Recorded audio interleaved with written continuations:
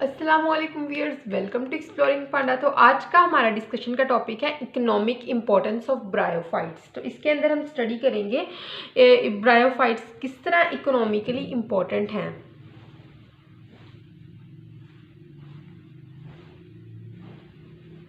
तो हमें पता है कि तो ब्रायोफाइट्स की इकोनॉमिक इम्पोर्टेंस की दो कैटेगरीज हैं। एक है हमारे पास डायरेक्ट यूज़, ठीक है, डायरेक्ट यूज़, और दूसरा है इनडायरेक्ट यूज़, ठीक है, जिसको हम इकोलॉजिकल यूज़ भी कहते हैं। पहले हम देखते हैं डायरेक्ट यूज़ की कैटेगरी को। Direct use clear. तो डायरेक्ट यूज़ में सबसे पहले है यूज़ ऑफ स्फेगनम।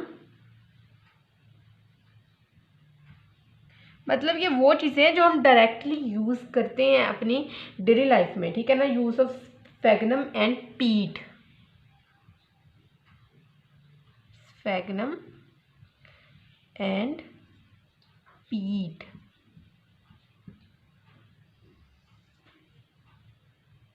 तो यहाँ पे जो वर्ड है ना पीट, पीट, पी फॉर पीट, P for partially decomposed, partially decomposed. तो पार्शली डीकम्पोज्ड क्या है? पार्शली डीकम्पोज्ड है यहाँ पे प्लांट्स। प्लांट्स जो पार्शियल डीकम्पोजिशन जिनकी होती है, तो जो सब्सटेंस वहाँ पे बनता है उसको हम पीट कहते हैं। जो स्फेगनम है ना, sphagnum is also called as peat moss, ठीक है, इसको पीट मॉस भी कहते हैं बिकॉज ये एक इम्पोर्टेंट कॉन्स्टिट्यूएंट है पीट को बनाने के लिए, ठीक है ना। तो पार्शली डिकम्पोजिशन होती है प्लांट्स की, तो उसको हम पीट कहते हैं। क्यों कहते हैं इसको पीट मॉस? क्योंकि ये क्या करती है, ये क्या करती है, ये मार्शी एरियाज के अंदर एक्यूमुलेट होती है, वहाँ पे ज़्यादा से ज़्यादा वाटर को अब्जॉर्व करती है और एक डेंस मैट बना देती है। और जब लोअर लेयर इस मॉस की मर जाती है, डाई कर जाती है, तो ये कंप्रेस्ड होती रहती है टाइम बाय टाइम और एक थिक लेयर बन जाती है पार्शली डिकम्पोज्ड प्लांट की। क्लियर। तो जो ये हमारे पास स्फेगनम है, ये इस्तेमाल होता है पैकिंग मटीरियल के तौर पे भी, पैकिंग मटेरियल शिपमेंट के लिए। क्यों? क्योंकि ये ज़्यादा से ज़्यादा वाटर और हीट को अब्जॉर्ब कर सकता है, ठीक है ना। इसके अंदर इतनी कैपेसिटी होती है कि ये प्रोटेक्शन प्रोवाइड करे हीट से या कोल्ड से, और ज़्यादा से ज़्यादा मॉइस्चर को ये अब्जॉर्ब कर ले। इसीलिए ट्रांसपोर्ट, चीज़ों को ट्रांसपोर्ट करने के लिए एक पैकिंग मटेरियल के तौर पर इस्तेमाल होता है, ठीक है। और ये क्या करता है, ये एक सर्जिकल ड्रेसिंग के तौर पे भी यूज़ हो सकता है, यूज्ड एज आल्सो इस सर्जिकल ड्रेसिंग। क्यों? क्योंकि इसके अंदर एंटीसेप्टिक प्रॉपर्टीज़ हो सकती है। वर्ल्ड वार 1 के दौरान क्या हुआ था कि ये एक सर्जिकल बैंडेजेस के तौर पे भी इस्तेमाल हुआ था स्फेगनम। क्लियर। और उसके बाद क्या है कि जो ये स्फेगनम है, इसको फिल्टरिंग एजेंट के तौर पे भी यूज़ कर सकते हैं वेस्ट वाटर की, ठीक है। ये प्योरीफाई कर देता है वेस्ट वाटर को। It is also used as filtering agent to purify stagnant water, ठीक है। उसके बाद क्या है कि ये जो होते हैं ग्राफ्टिंग वगैरह के अंदर भी जो है स्फेगनम का यूज़ हो सकता है, क्योंकि जब प्लांट को कट किया जाता है और जब दूसरे प्लांट के साथ बेंड किया जाता है, ज्वाइन किया जाता है, तो स्फेगनम का यूज़ किया जाता है ताकि ये ज़्यादा से ज़्यादा मॉइस्चर को अब्जॉर्ब कर सके। क्लियर। तो नेक्स्ट हम बात करते हैं पीट की।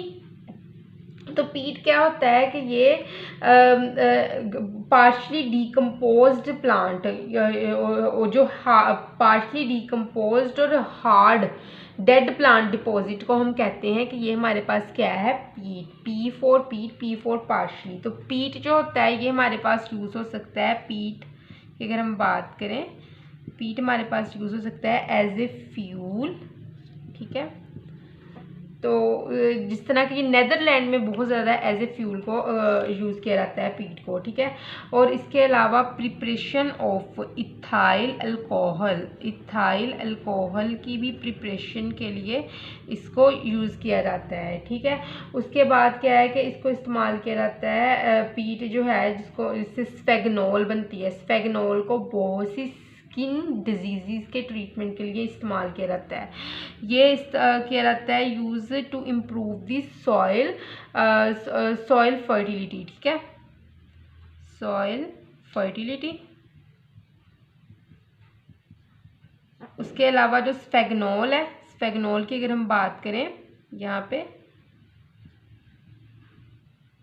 स्फेगनॉल जो है ये इस्तेमाल की जाती है स्किन डिजीज़ के ट्रीटमेंट के लिए, ठीक है।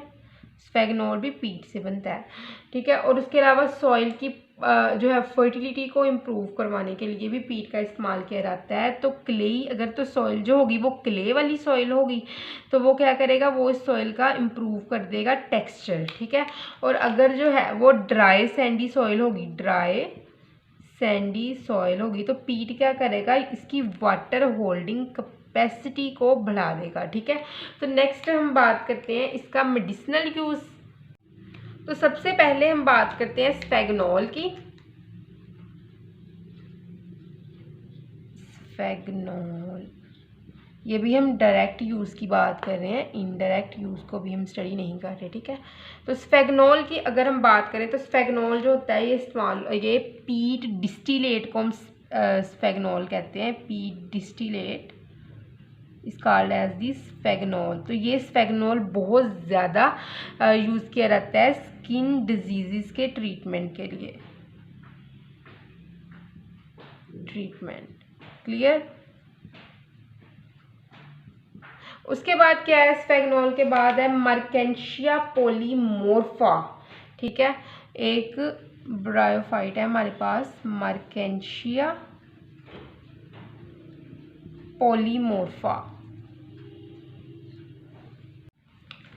तो ये जो है मर्केंशिया पॉलीमोर्फा ये इस्तेमाल होता है पुल्मोनरी ट्यूबरक्लोसिस डिजीज़ के खिलाफ, पुल्मोनरी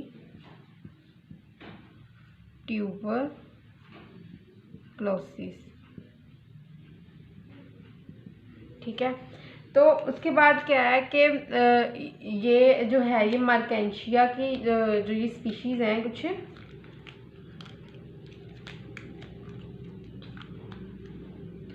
एक है मर्केंशिया पॉलीमोर्फा, ठीक है। दूसरा है हमारे पास मर्केंशिया स्टिलेटा, ठीक है। तो एट द एंड हमारे पास क्या है, मर्केंशिया पॉलीट्राइकम और पॉलीट्राइकम। ये क्या करते हैं, ये सारे इस्तेमाल होते हैं एंटी ट्यूमर प्रॉपर्टीज के खिलाफ,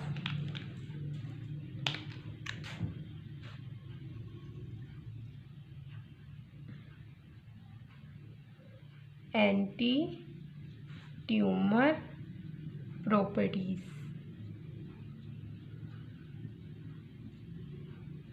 उसके अलावा अगर स्फेगनम को पानी के अंदर बॉईल किया जाए, sphagnum boiled in water, sphagnum, ये सारी हम मेडिसिनल इंपॉर्टेंस की बात करते हैं, बॉइल्ड इन वाटर। तो इसका इस्तेमाल किया जा सकता है एक्यूट हेमरेज और डिजीज ऑफ द आई के खिलाफ, acute haemorrhage and eye disease. हाँ, नेक्स्ट हम मेडिसिनल यूज़ को ही कंटिन्यू रखते हुए बात करते हैं। यहाँ पे मेडिसिनल यूज़ ही है जिसको हमने कंटिन्यू किया हुआ है। तो कुछ साइंटिस्ट की बात करते हैं जो जिन्होंने ब्रायोफाइट्स के बारे में बताया है, मेडिसिनल इंपॉर्टेंस बताई है इसकी। तो मेडिसिन ने क्या कहा था कि जो स्फेगनम पोर्टोरिसेंस, स्फेगनम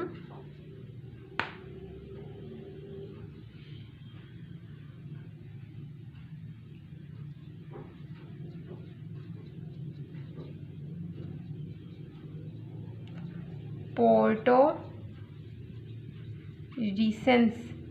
ये यूज़ होता है और स्फेगनम स्ट्राइक्टम एंड स्फेगनम स्ट्राइक्टम, ये दोनों प्लांट्स यूज़ होते हैं इनहिबिट करने के लिए स्टेफिलोकोकस ऑरियस बैक्टीरिया जो है हमारे पास, स्टेफिलोकोकस ऑरियस, इसकी ग्रोथ को इनहिबिट करने के लिए ये यूज़ होते हैं। तो मेडिसन एक साइंटिस्ट था जिसने ये बताया था, ठीक है। और दूसरी चीज़ है हमारे पास, एक हमारे पास साइंटिस्ट है क्लॉकिंग। तो क्लॉकिंग जी ने बताया था कि जो हमारे पास है पीट ह्यूमिक एसिड के पास ना एंटी वायरल प्रॉपर्टीज़ होती हैं।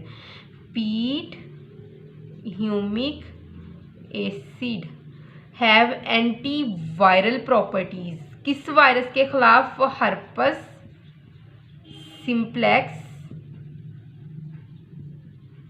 Type 1 and type 2। इन दोनों वायरसेस के खिलाफ एंटी वायरल प्रॉपर्टीज पीट ह्यूमिक एसिड के पास होती है, ये क्लॉकिंग ने बताया था। तो नेक्स्ट हम बात करते हैं कि किस तरह ब्रायोफाइट्स को फूड के तौर पे भी इस्तेमाल किया जाता है। एज फूड में भी हम देखते हैं कि किस तरह ब्रायोफाइट्स को फूड के तौर पे इस्तेमाल किया जाता है। तो ये डायरेक्टली नहीं यूज़ होता ह्यूमन फूड के तौर पर, ये इसको डायरेक्ट जो नहीं खाया जाता है, ठीक है ना, डायरेक्टली नहीं ये यूज़ होता है, लेकिन as a condition of scarcity, बहुत ज़्यादा जो है वो ऐसी कंडीशन जिसके अंदर फूड अवेलेबल नहीं होता है, तो एनिमल्स को फ्रेश फूड नहीं होता एनिमल्स के पास, तो एनिमल्स यूज़ करते हैं ब्रायोफाइट्स को, ठीक है ना, एनिमल्स यूज़ करते हैं ब्रायोफाइट्स को खाने के लिए, ठीक है। तो यूरोपियन कंट्रीज़ के अंदर, इन यूरोपियन कंट्रीज़, इनके अंदर इस्तेमाल किया जाता है कि स्पैगनम को किया जाता है कि फ्लेवर करे स्कॉच और विस्की वगैरह के अंदर, ठीक है। स्पैगनम इस्तेमाल किया जाता है to flavour scotch and whisky, और विस्की वगैरह में इसको फ्लेवरिंग के लिए इस्तेमाल किया जाता है। तो नेक्स्ट हम बात करते हैं हाउस होल्ड यूज़ की।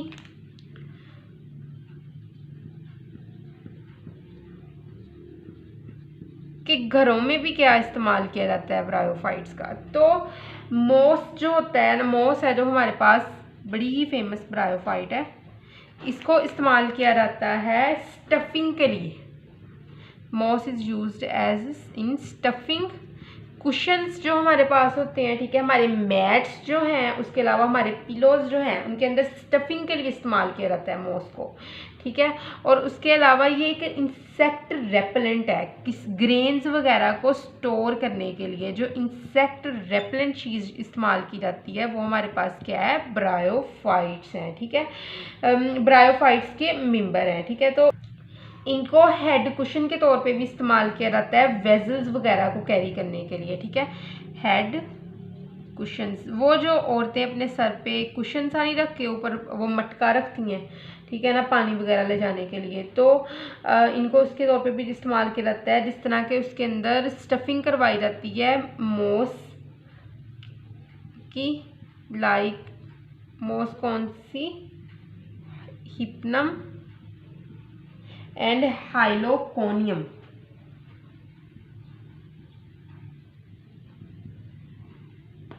ठीक है। तो इकोनॉमिक इम्पोर्टेंस में नेक्स्ट हम कुछ बात करते हैं। अभी हम बात करते हैं नेक्स्ट डायरेक्ट यूज में ही मोस गार्डन की।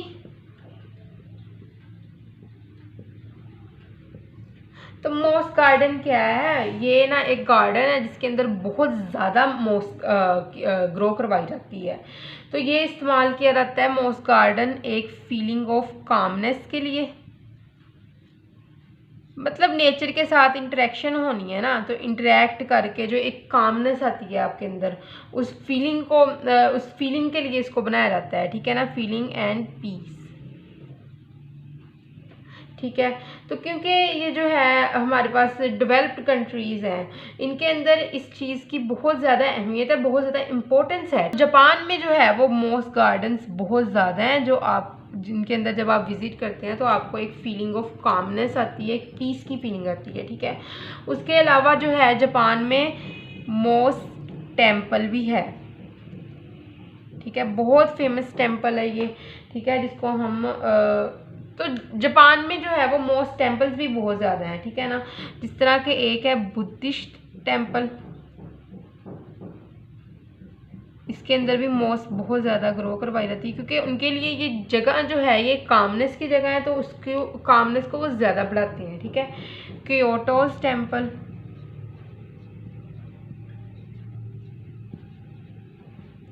ठीक है, क्योटोस टेम्पल जो है वो क्योटोस टेम्पल कोकीडेरा, ठीक है, ये भी जापान में है, तो इसको भी मोस्ट टेम्पल कहा जाता है। क्लियर। तो नेक्स्ट क्या है कि मोस्ट टेम्पल की भी हमने बात कर ली है, मोस्ट गार्डन की भी बात कर ली है, और उसके बाद है कि एक्सपेरिमेंट बॉटनी में भी इनका बड़ा यूज़ है ब्रायोफाइट्स का।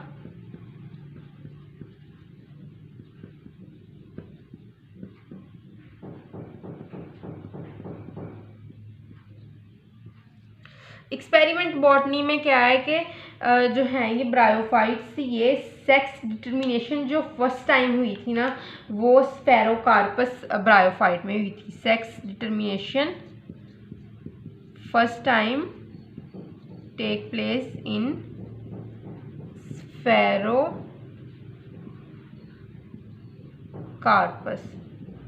ठीक है। उसके अलावा क्या है कि जो बेरी ने स्टडी किया था पॉलीप्लॉइडी का कॉन्सेप्ट लिवरवर्ट्स के अंदर, very study polyploidy concept in liverworts, ठीक है। बहुत से मॉसिस और लिवरवर्ट्स जो है ना इनको इस्तेमाल किया जाता है रिसर्च में, ठीक है। Many mosses and liverworts are used as research. तो अब थोड़ी सी हम बात करते हैं इनडायरेक्ट यूज़ की और इकोलॉजिकल इम्पोर्टेंस। अगर हम इनडायरेक्ट यूज़ की बात करें तो इनडायरेक्टली किस तरह ये यूज़ होते हैं, तो एक है ये प्रिवेंट करते हैं सॉइल एरोजन को। ऑब्वियसली जब सॉइल के अंदर जो है ये पानी मॉइस्ट सॉइल के अंदर ये होते हैं, सीवरल प्रोसेसेस उसके अंदर होते हैं और होल्ड रखते हैं ये मॉइस्चर को, क्योंकि ये प्लांट्स जो होते हैं ये बहुत छोटे छोटे होते हैं और अपने अंदर ये पानी भी इनके अंदर होगा, ठीक है ना। सीवरल प्रोसेसेस होंगे, सॉइल के अंदर रिएक्शंस होंगे, वहाँ पे वाटर प्रोड्यूस होगा और वाटर ये खुद भी लेते हैं, ठीक है ना। तो ये सॉइल को जोड़ के रखते हैं, ठीक है ना। देखें सॉइल एरोजन का मतलब होता है सॉइल जब उड़ती है हवा, मतलब कि उसके जो जर्रे जर्रे होते हैं वो बहुत ज़्यादा सूखे हो जाते हैं और उड़ना शुरू कर देते हैं। अगर वही हमने वहाँ पे पानी लगाया हो, उसको जो है वो नमी की हो, कोई प्लांट्स हो, तो वो सॉइल जो है वो नहीं उड़ेगी। तो सॉइल एरोजन को ये बचाते हैं क्योंकि ये बहुत ज़्यादा क्वांटिटी में प्रोड्यूस होते हैं और सॉइल को होल्ड करके रखते हैं, ठीक है। उसके अलावा ये प्ल्यूटेंट इंडिकेटर होते हैं, ये बड़ा इम्पोर्टेंट जो है ना इसका यूज़ है, इकोलॉजिकल यूज़ है इंडिकेटर। हाउ ये क्या करते हैं, ये सेंसिटिव होते हैं हैवी मेटल्स के साथ, sensitive to heavy metals. Heavy metal से सेंसिटिव होंगे तो मतलब जब किसी भी हैवी मेटल से इनका एक्सपोजर होगा तो अपनी अपीयरेंस को चेंज करना शुरू कर देंगे, ठीक है ना। तो बहुत से यही करते हैं कि अपनी अपीयरेंस चेंज कर लेते हैं, और कुछ जो होते हैं वो थोड़े ढीठ होते हैं हमारी तरह, वो नहीं करते अपनी अपीयरेंस चेंज, ठीक है। तो कैडमियम के साथ जो है वो किसी सेंसिटिव है स्फेगनम, ठीक है। उसके अलावा है जिंक जो है वो करवा देता है स्पोर इनहिबिशन, जिंक का स्पोर इनहिबिशन, स्पोर की इनहिबिशन करवा देता है, स्पोर को बनने से रोक देता है। फ्यूनेरिया के अंदर, फ्यूनेरिया पोलीमोर्फा एंड मर्केंशिया, ठीक है।